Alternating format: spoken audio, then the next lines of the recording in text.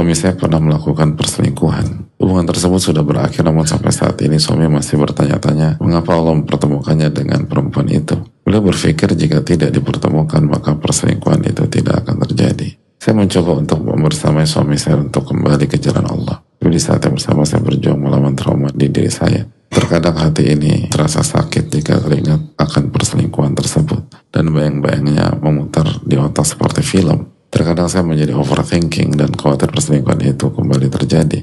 Mohon sarannya Ustaz, apa yang harus saya lakukan? Jazakallahu khairan. Yang pertama, cara berpikir suami atau siapapun itu keliru. Karena kalau cara berpikirnya demikian, maka Nabi Yusuf berselingkuh. Yusuf gak berselingkuh. Padahal dipertemukan sama Allah. Bukan dipertemukan 1-2 kali. Dan bukan dipertemukan 1-2 hari. Lu tinggal di rumah Al-Aziz dan istri Al-Aziz. Gak ada isu. Dan bukan hanya tinggal. Istri Al-Aziz suka dengan beliau. Dan berusaha untuk melakukan hal yang tercela. Berusaha berzina dengan beliau. Dan beliau gak respon. Bahkan beliau bertahan. Sebagaimana kisahnya kita tahu dalam surat Yusuf. Jadi jangan salahkan Allah Ta'ala. Ini bahaya. Dan bisa jadi ini lebih bahaya daripada kesalahan fatal sebelumnya. Ada banyak laki-laki bertemu dengan wanita nggak terjadi perselingkuhan. Ini kan karena masalah pertahanan dan tidak bertawakal kepada Allah dan nggak dekat dengan Allah Ta'ala. Itu masalahnya, bukan dipertemukan.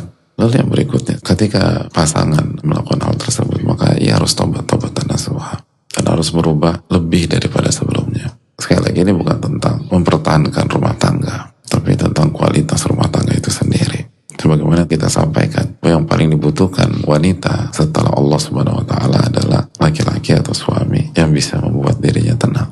Karena ada banyak wanita pernikahannya masih bertahan, tapi tadi suaminya nggak buat dia tenang. Karena sikap suaminya akhirnya buat dia was-was terus, paranoid terus, khawatir terus. Berbeda kalau dia khawatir overthinking bukan karena suami, tapi karena mental illness atau trauma masa lalu. Maka pada saat itu isunya bukan di suami, isunya di dia. Dan suami harus mensupport. Tapi sebagian kasus suaminya bikin masalah dengan perselingkuhan, dengan melakukan hal yang haram, dengan punya kebiasaan buruk, ada yang judi, homer, utang sana utang sini, akhirnya dikejar-kejar oleh pihak-pihak tersebut dan salah satu yang diintimidasi istrinya. Jadi wanita setelah Allah Ta'ala itu membutuhkan sosok laki-laki yang bisa menenangkan dirinya. Dan kalau itu dapat, ya dapat Allah SWT. Lalu sosok seperti itu nikmat, itu surga dunia sebelum surga akhirat. Minta pertolongan kepada Allah SWT. Dan jangan lupa suami harus bertobat, lalu memperbaiki performanya, berusaha memberikan rasa tenang kepada sang istri lebih daripada sebelumnya.